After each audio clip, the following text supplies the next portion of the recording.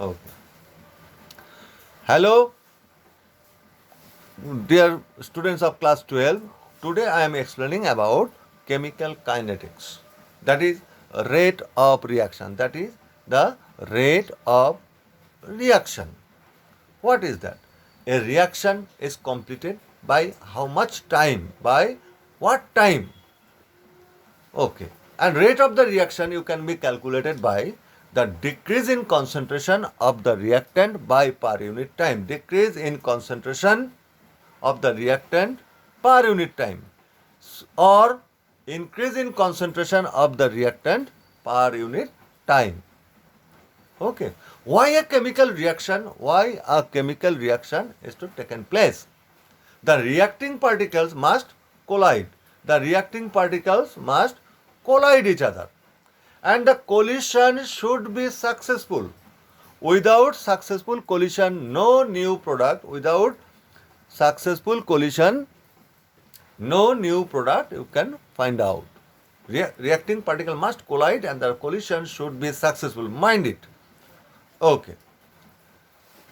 Now, what factors are affecting for the successful collisions? The factors affecting for the successful collisions are, first of all, concentration of the reactants. Okay. Second one is temperature of the reaction. Temperature of the reaction. Third one, surface area of the reactants. Third one, presence of catalyst. Fourth one, pressure. Pressure is applicable only for the gaseous reactants.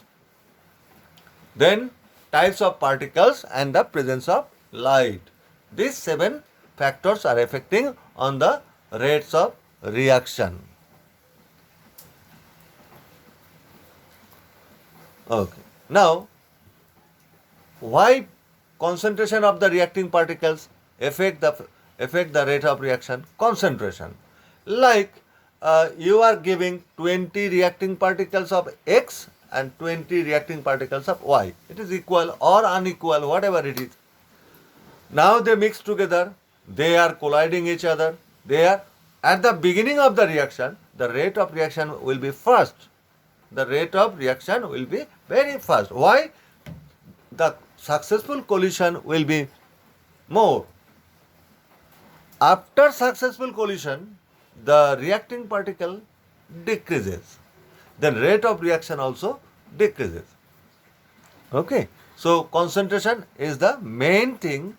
Concentration is the main thing for the measurement of rate of reaction. Like you are producing hydrogen gas in your lab. You are producing hydrogen gas in your lab.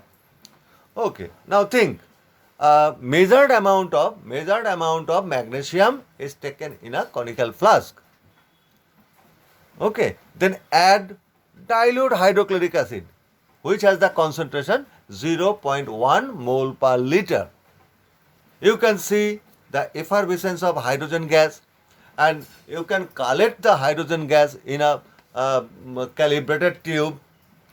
Now, when you are start collecting the hydrogen gas in your calibrating gas syringe, okay, note the time. Note the time. Let it be 100 centimeter cube of the gas collected. What time is required? Okay, note it in your copy. What time is required? Then you need to throw all the things and clean your apparatus. Again, take the same amount of magnesium. Take the same amount of magnesium in the conical flask and add dilute hydrochloric acid in which the concentration 0.2 mole per liter. You can see the effervescence of hydrogen gas are produced. Collect it and note it the time. Now it is less time is required to produce 100 centimeter cube of hydrogen gas. Why? Because of more reacting particles successfully collides. More reacting particles successfully collide together. So rate of reaction should be faster. Next point, the temperature. Next point, the temperature. what is the effect of temperature on the rates of reaction? Rates of reaction. Temperature increases the kinetic energy. Always mind it. Temperature increases the kinetic energy. Okay, and I'll explaining time to time. Okay, at room condition, you are preparing hydrogen gas by using magnesium ribbon and dilute hydrochloric acid. Magnesium, measured amount of magnesium and hydrochloric acid, which concentration is 0.1 mole per liter at room condition. Okay, you can see the effervescence of hydrogen gas are produced, and collect the gas in your calibrated tube, calibrated gas syringe, and note the time taken for the production of 100 centimeter cube of hydrogen gas. Note it. Okay, now throw it and wash your apparatus again. Do it. Just increase the temperature. Again, same amount of magnesium and same as hydrochloric acid, that is 0.1 mole per liter hydrochloric acid. Just increase the 10 degrees Celsius only 10 degrees Celsius. You can see the time will require approximately the 50%. That means half. By increasing 10 degrees Celsius, the rate of reaction will be doubled. That is why time is required half approximately. Okay. Why? Because temperature increases the kinetic energy. Temperature increases the kinetic energy of the reacting particles. Now, surface area. What is the effect of surface area of the chemical kinetics? Okay, you know,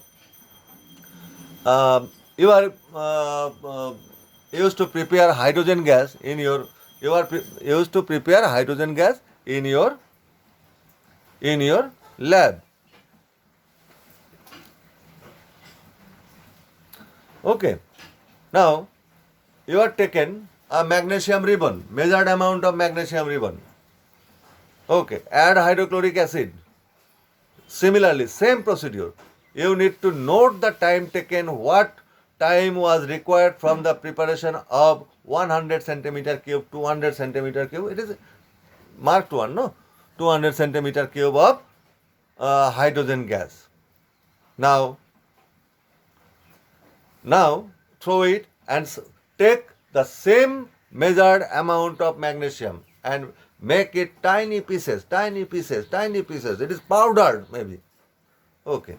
Then, if it is tiny pieces, so surface area of the magnesium ribbon is increased.